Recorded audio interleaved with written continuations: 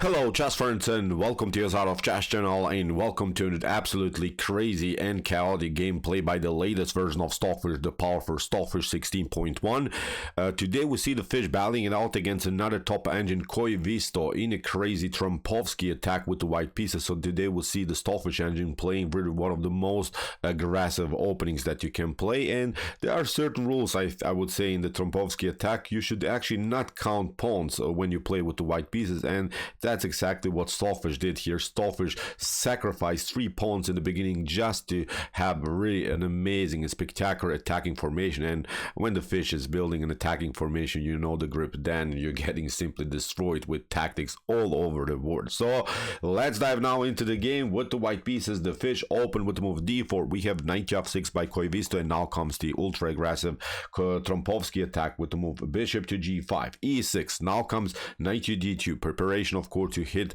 the center with the move e4. Koivisto counter plays with h6, and now after bishop to h4, Koivisto again searches for counter play on the queen side, plays now the move c5.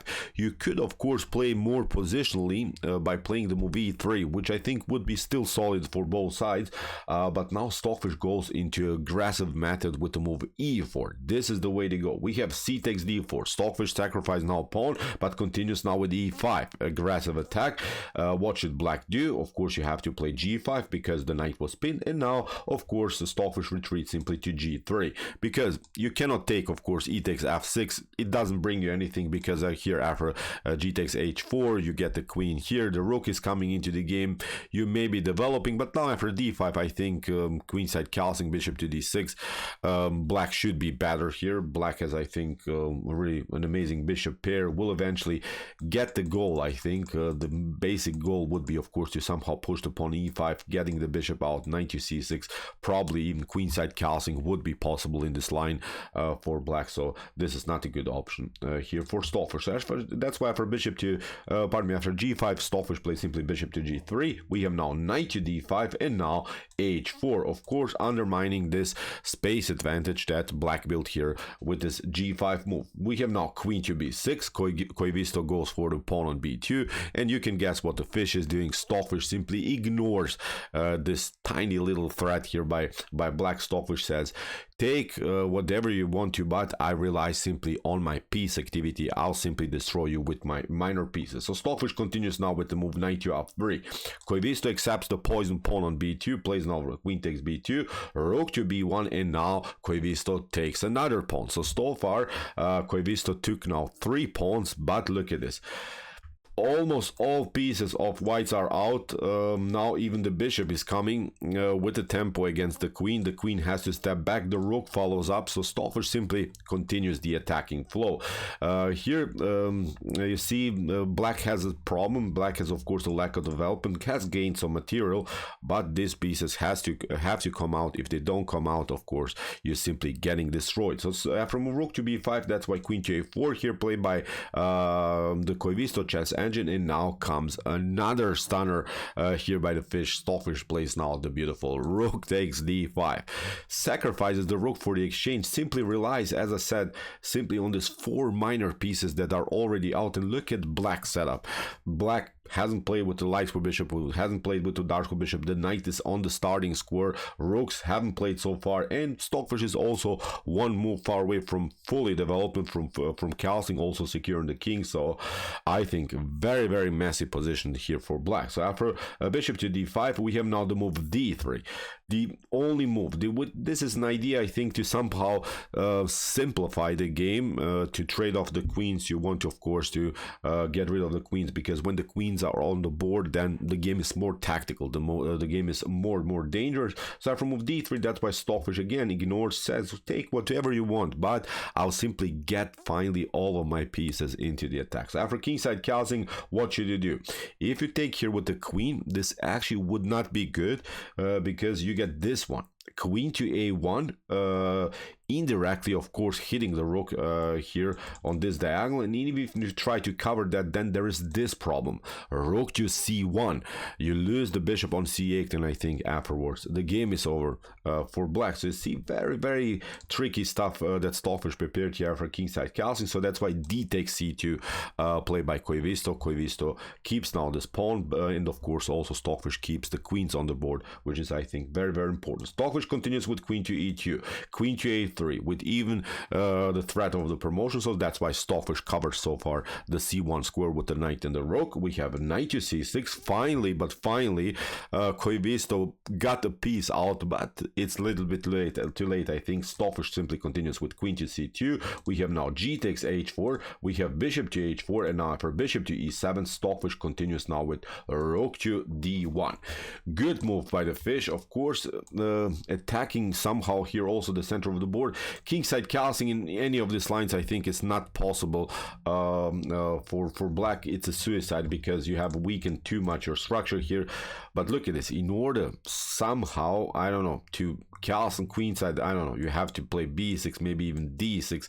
I don't know, very tough position now to play here for black. So what should black do? Even if you try here bishop to h4, if you take the bishop, it's not so good, because after knight to h4, maybe you're trying to finally get the bishop into the game. But look at this: a simple bishop takes c6 and queen to c6 wins the game. King to e7. Now we pick up this one, we'll let the pawn roll, game over. Even if you step back to f8, we again let the pawn roll. You're trying something like this, you're trying to escape, but now after queen to f6, again game over. For instance, knight to g6, queen to f7. So this just one line. Of course, black doesn't have to play the game like this, but I wanted to show you that even after bishop to h4, even if you get rid of at least one of these attackers by white, still you haven't solved all of the positional problems, because you have some issues. You cannot play d6. If you play knight to e5, then you're getting destroyed on the e file. So too many problems here for black. So after rook to d1, that's why rook to f8.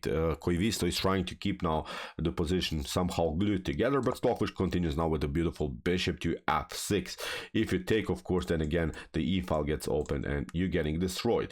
What should black do? If you try queen to a4, seems tempting. Maybe you're connecting the queen to the knight on c6, but then look at this. Again, white continues the attacking flow. After something like knight to d4, we play rook to d4, queen to b5, we get the queen here. You're trying maybe to escape with the rook from this diagonal, but now simple rook to c4. Look at this, simply putting more pressure here on the c file. You may be trying queen to b3, then rook takes c8 is of course winning the game. Maybe you're trying to escape to b6 here, then we simply play knight to d4.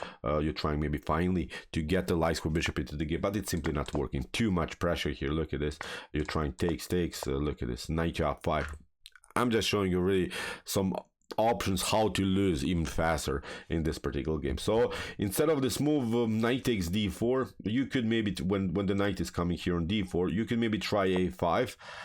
Seems also tempting, but look at this again, bishop to c6, you takes. Now the queen is coming, now the rook is coming. You have to now give up here some decisive material. So in one line you see also the queen gets trapped after rook to a1. So again a messed up position here for black. So that's why for bishop to f6, queen to a4, maybe somehow you're holding the position if of course white doesn't see the best lines. But of course this is Stockfish sees everything here. After bishop to f6, Koivisto tried a6, and Stockfish continues now again with the same pattern. Knight to d4 wants to get rid of this key defender, I would say here, by black, this knight on c6 that's controlling also the e7 square. Koivisto continues with queen to c5, a desperate try of course to somehow trade off the queen. Stockfish is of course not interested in this trade, plays now queen to e4. And again, you can play, I don't know, maybe bishop to f6. It's not working because after e takes f6, you have to step back. We pick up here the piece, you take, then look at this, knight to c6 is working. You cannot take, you're trying maybe to escape with the king, but now knight to e7, you're trying maybe to somehow hold the position. Look at this, d6, then rook to c1. So again, look at it. Too much pressure here against black's king. So really amazing position by Stockfish. So after queen to e4, Koivisto tried queen to b4, again maybe trying somehow to trade off the queens on the fourth rank, but Stockfish continues now with a beautiful knight to h4. We have now the move a5, and now knight to f5, putting more pressure against this bishop on e7. Bishop to f6, we have again e takes f6, king to d8, and now again the same pattern, bishop to c6, and in this particular position actually Koivisto resigned. So what's the issue? If you take, of course, then you get this one, knight to c6, the roll of fork. You cannot take here the knight because of the activity by the rook against the king. Again, game over here for black. So you can prolong just the game when the queen is off the board. It's of course losing game here for black. So spectacular Trompowsky attack. That's the spirit of the Trompowsky. You don't count pawns, you just play actively, you just allow your opponent to do some stuff, but when you get a piece activity, then you see Stockfish is smashing you all over the board. So amazing game. If you want to see more spectacular, sharp, brutal, very, very chaotic chess games like this, check out our commented chess games played by computers. Here's the link of our playlist, and if you like this content, hit the subscribe button. See you soon with some more videos, and what do we say in the end? Chess is the best, of course.